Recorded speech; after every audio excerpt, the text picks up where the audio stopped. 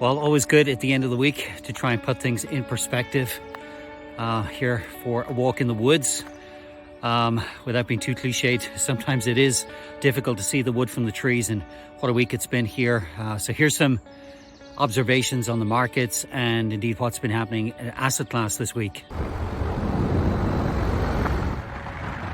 A very challenging time for Silicon Valley Bank clients, and indeed for the company itself this past week. Friday, obviously a huge implosion with that company being taken over by the FDIC as they stepped in to deal with the situation. Long story short, that situation was really came about because SVB made investments in treasury bonds and mortgage-backed securities. Obviously, interest rates headed in the wrong direction. They found themselves with a significant loss. And in taking that news out to market to try and resolve the issue, it resulted in a run on the bank. The major implication of that, of course, is that Silicon Valley Bank really supports the startup ecosystem and the tech ecosystem in a huge way, probably more so than any other bank.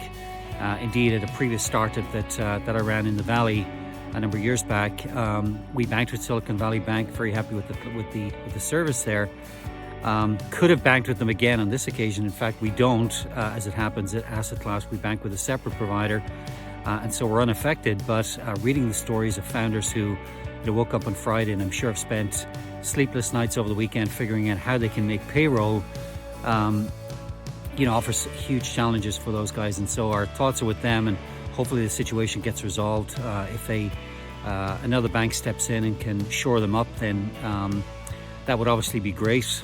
It's really heartening to see the support that Silicon Valley Bank UK are getting from not just its founders, but of course its private equity and venture capital partners who have committed publicly to support the bank, assuming that somebody can step in. So hopefully that situation resolves itself quickly, and people can get back to running their businesses instead of worrying about some of the basics of how they fund payroll. In the US, payroll is just a couple of days away, as it's twice every month that typically the US companies pay, and a little bit longer for the European companies who pay at the end of the month. But just I can't imagine how difficult that must be for those companies to have to face that challenge today, really through no fault of their own. For many of our clients, this week is going to be a big week. Clearly, tax season deadline fast approaching, and so lots of hurried activity trying to get tax documents out to people, some with varying degrees of success. We know we're talking to quite a few prospects right now that realize that their operations are perhaps not in the best of shape. When it comes to tax season in particular, that becomes very exposed, so it tends to be all hands on deck, trying to get K1s out to people, meet those tax deadlines, make sure that the information is accurate, and all of that. So yeah, I appreciate that many of you who may be watching this will be in the middle of that. Maybe now's not a great time to talk this week, but in the coming weeks, we'd love to talk to you if that hasn't quite gone according to plan. First of all, rest assured there are solutions out there. We are one of them at Asset Class. We'd love to share with you what we can do to streamline your investor relations operations, make the job a little bit easier, and avoid less of a fire drill, come next tax deadline. So please feel free to reach out to us. But in the meantime, good luck with meeting that deadline and getting all of the LPs updated on their tax situation, etc. in the coming week. At Asset Class this week, we had our Throwback Thursday, which is really our monthly opportunity to get together with the team. And so everybody gets in the office. We have a chance to see each other, talk about what happened in the prior month, what's coming up in the next month, and really a great February, some great wins for us as a company. March is going to be really significant. We have probably half a dozen or so clients going live in March. Very big clients here in Europe and in the US, and so look forward to sharing some announcements around that. In terms of activity, just a ton of activity this year. Certainly we see a huge pickup in the interest of credit funds in the technology. It's something that you'd expect to see given what's happening with interest rates. So if you are a credit fund, we're working with a number of your competitors. Be keen to see what we can do for you to help you digitize your operations. But overall, just a great week and great to spend some time with the team. From a company perspective, we had Steve Lucas join us as Worldwide Head of Sales this week. Great to have Steve on board. Just brings a ton of experience, having worked in the both startup ecosystem, but also in the Force.com ecosystem for many years. Came to us from Encino, was previously with S1, and most recently with Savannah. So Steve is heading up our worldwide sales based out of Baltimore on the East Coast. And yeah, Steve actually spent 3 or 4 days this week with us in the Dublin office in Ireland, and talking through the plans for the coming year. Some big plans, of course, looking at where we need additional coverage, because we are, as I say, predicting some very significant growth this year. But just great to have Steve on board, and look forward to all of you meeting with him and just getting the benefit of his experience in this ecosystem over recent years. From a product perspective, just a ton of activity. Clearly, like many companies, we're figuring out how to use GPT on the platform, leveraging Einstein GPT from Salesforce. We're obviously built on the Force.com platform. That's in beta right now, so we look forward to sharing with you in the coming months what efficiencies you can gain using some of this AI technology and the generative AI that benefits that something like GPT offers. So more on that. We're also in the early stages of development of the asset class network.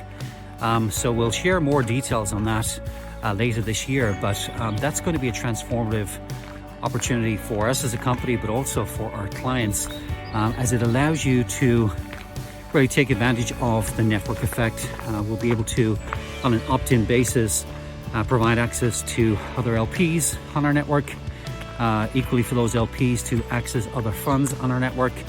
And I think that's going to be just a huge opportunity for everybody involved. We really are looking to create that network effect for the business, to have that really accelerant to some of our client funds. It's very challenging to get that in the private capital space for lots of reasons, for compliance reasons, non-solicitation rules, etc. Of course, everything that we offer will be 100% compliant. That's just table stakes. But we look forward to sharing some details on that. But very exciting conversations and discussions, and indeed early stages of development happening right now. So with all the volatility that's happening in the markets, it's interesting to think about the implications it might have for the private capital sector. Clearly, credit funds are doing well. Interest rates are rising. It makes it more difficult, and perhaps in light of Silicon Valley Bank, even more difficult for companies to get access to credit. So expect to see those funds continue to grow. It will be interesting to see what the fallout of that is in terms of the startup ecosystem. Clearly, a lot of money been deployed in the startup ecosystem over recent years. Many of those will be coming to the end of their runway, and so what did remain in Silicon Valley Bank accounts may have been kind of the latter stages of the funding round for many of these companies. Very challenging to come out at short notice. I guess the one good thing is that there is a lot of dry powder there.